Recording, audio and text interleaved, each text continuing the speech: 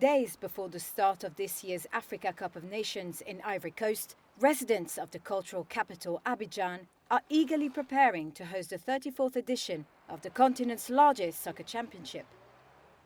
It's a great event for our country.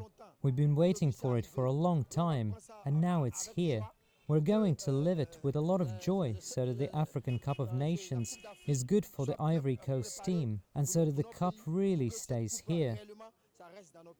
As entrepreneurs organize to enhance this year's event, the city has been spruced up.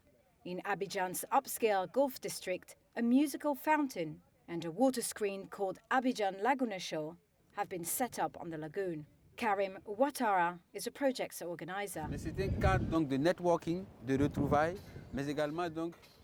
It's a networking and meeting place that will also enable all the visitors to the Ivory Coast to arrive to discover not only the culture of the Ivory Coast, but also African culture, Ivorian cooking, African cooking, and the friendliness and hospitality of the Ivory Coast. Local entrepreneur Arthur Bella Ngesson has designed a special jersey printed with the tournament slogan. Ivory Coast is a welcoming land. It's in our culture, it's in our anthem that people come. The shirt itself tells you Aquaba. That means to feel at home, but we want the cup to stay with us. The Africa Cup of Nations kicks off on Saturday as host Ivory Coast take on Guinea-Bissau in Abidjan. The rest of the tournament will take place in 5 different cities across the coastal West African nation and run through to February 11th.